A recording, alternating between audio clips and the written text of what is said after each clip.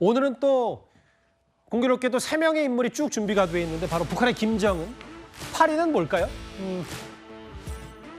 북한판 PC방이라는데 최근에 영국의 한 유명 유튜버가 북한 김정은의 딸 김주에 관련 질문을 해서 북한 가이드가 꽤 당황한 얘기도 저희가 전해드렸었습니다.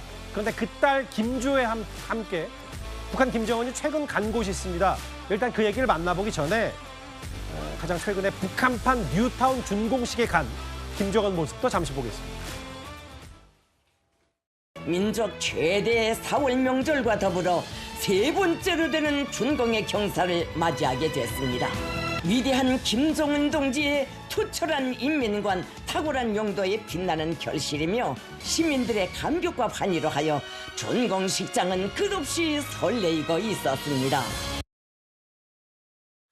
북한판 뉴타운 그럴싸하게 여러 가지 그 행보를 보인 김정은인데 다만 이런 게 있었어요. 오늘 좀 회자가 됐던 게 북한에서는 컴퓨터 오락관이라고 부르는군요. 북한판 PC방을 김주애와 했던 행보에서 공개했다.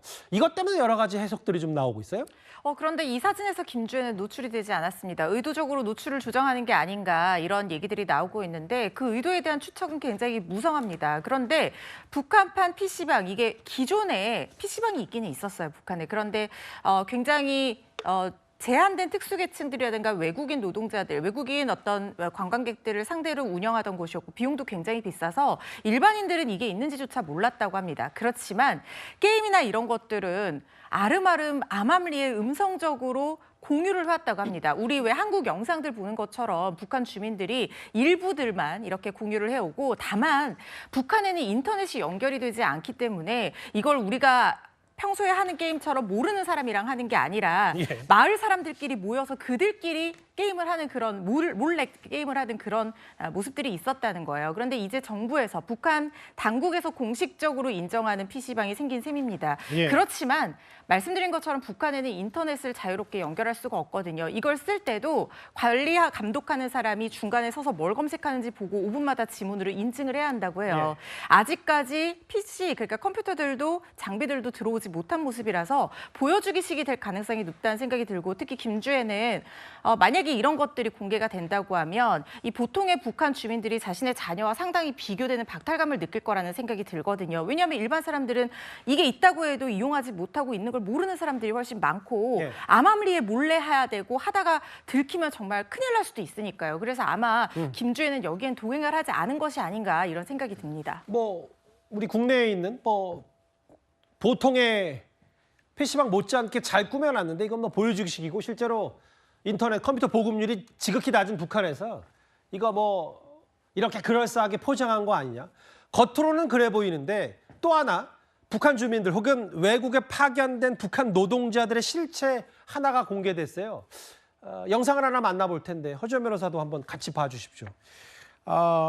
러시아 블라디보스토크의 건설 현장인데 시 당국 관계자가 현장을 소개하는 영상을 찍는데 아시아인 아마 북한 사람으로 추정이 되는데 현실이 좀 관리 이런 것도 있고 여기서 이 사람들이 북한 노동자들이 강아지도 학대하고 대북 제재 위반으로 몰래 러시아에서 일하는 모습까지 좀 포착이 된 것 같습니다. 그렇습니다. 블라디보스토크 당국에서는 합법적으로 일하는 한국인 근로자들이다 이렇게 공식적인 입장을 내놓긴 했지만 저 사람들은 대북 제재에 위반돼서 유엔 안보리 결의에 위반해서 학생 비자 이런 걸로 몰래 들어간 불법적으로 들어간 북한 노동자들로 추정이 됩니다.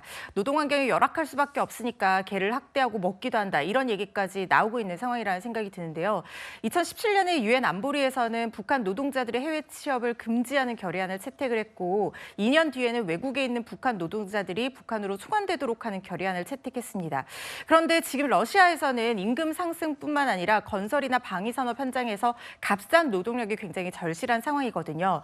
거기다가 지금 인도나 쿠바에서 단체로 노동자들을 데려와서 일을 시키는 시범 사업을 실시하고 있는데 왜냐하면 러시아에서는 외국인 노동자들이 자국에 들어와서 여러 가지 문제를 일으키는 걸 원하지 않아서 굉장히 격리해서 감독하고 훈련하는 노동자들을 원하고 있습니다. 그게 북한과 딱 이해관계가 맞아떨어지는 거죠. 특히 작년에 푸틴 대통령이 북한에서 이렇게 대북 제재를 받는 것은 굶어 죽을지도 모르는 북한 가정에서 외화벌이를 할 수 있는 기회조차도 박탈하는 것이다. 이렇게 비판하는 목소리를 내놨거든요.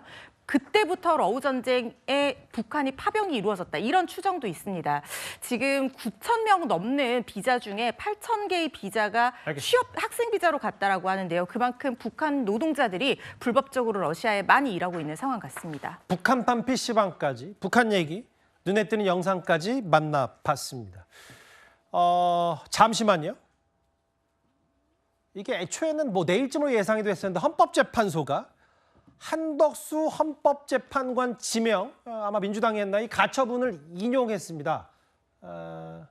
한덕수 대행이 지명한 2명의 재판관, 이걸 일시적으로 중단해달라는 가처분 신청을 헌재가 받아들인 셈인데요. 잠시만요. 좀 추가 속보를 제가 조금 더 들어오면 바로 만나보기로 하고요. 알겠습니다.